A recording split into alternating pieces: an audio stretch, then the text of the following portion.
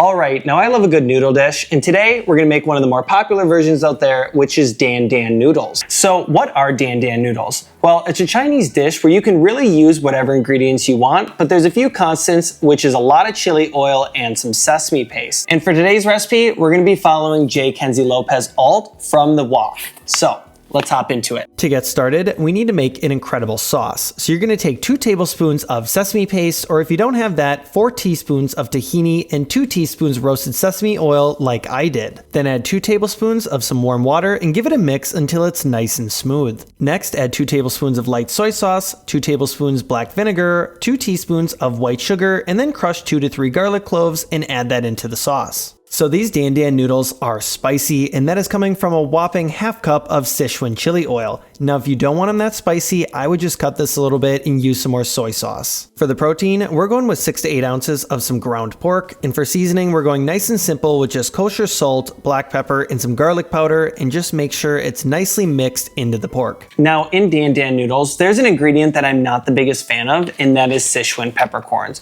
So what these are is they're peppercorns that have a nice floral aroma, but they'll actually give your mouth this numbing sensation. But if you want to use them, you're just going to toast up 2 teaspoons, grind it into a powder, and then you put half in the sauce and then half in the pork. Moving on to the veg, this is where you can get really creative and kind of throw in whatever you want, but we're going to go a little bit more classic here and starting off with some bok choy. I'm going with about 6 to 8 ounces, cutting off the top of the greens. You can also use spinach. Then to the same bowl as the bok choy, we're going to add about 2 to 3 ounces of some mung bean sprouts, and for topping, 4 to 5 green onions, and you're going to give these a thin slice. Now for cooking, we're going to take a large wok and over medium-high heat, add a little bit of avocado oil, and then add in your ground pork and chop up into some small pieces, and you're going to cook for a few minutes until you get some nice browning. After that, we're going to add 1 tablespoon of Shaoxing wine and 1 tablespoon of light soy sauce, give it a mix, and cook this for another minute or 2. Then we're going to transfer the pork to a separate bowl, and then you can remove that excess oil and fat. Alright, now let's talk noodles.